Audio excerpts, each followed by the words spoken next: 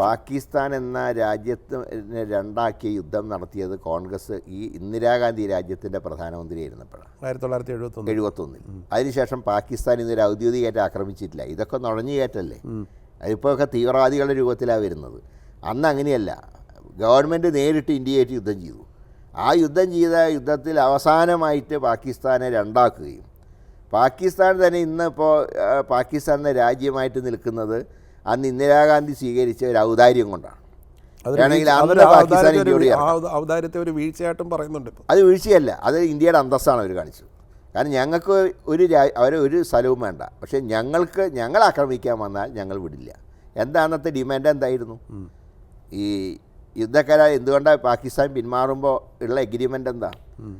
India പറഞ്ഞു നിങ്ങളുടെ സ്ഥലമൊക്കെ ഞങ്ങൾ വിട്ടുതരാം, പക്ഷേ മുജീബുർ റഹ്മാനെ തുറന്നു വിടണം, ബംഗ്ലാദേശിനെ നിങ്ങൾ രാജ്യമായിട്ട് അംഗീകരിക്കണം. അത് രണ്ടും ചെയ്തു. ഇന്ത്യ പിടിച്ചെടുത്ത പ്രദേശങ്ങളൊക്കെ അവർക്ക് വിട്ടുകൊടുത്തു.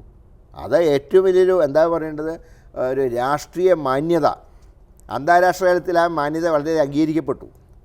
അപ്പോൾ അങ്ങനെയൊക്കെയുള്ള സാഹചര്യത്തിൽ ഇതിപ്പോൾ അങ്ങനെയാണെങ്കിൽ ഞങ്ങൾ ചോദിക്കട്ടെ, 10-40 CRPFൻ്റെ ജവാന്മാരുടെ ആ വാഹന വ്യൂഹത്തിൽ ഇടിച്ചു കയറ്റുമ്പോൾ കാശ്മീർ ഗവർണർ പറഞ്ഞ എന്താ? ഞങ്ങൾക്ക് പാളിച്ച പറ്റി. ഇൻ്റലിജൻസ് പാളിയെന്ന് പറഞ്ഞാൽ കാശ്മീരിൽ ആരുടെ ഭരണം? രാഷ്ട്രപതി ഭരണമല്ലേ. അപ്പോൾ ആ പാളിച്ചയിൽ ആരാ ഉത്തരവാദി? ഗവൺമെൻറ്.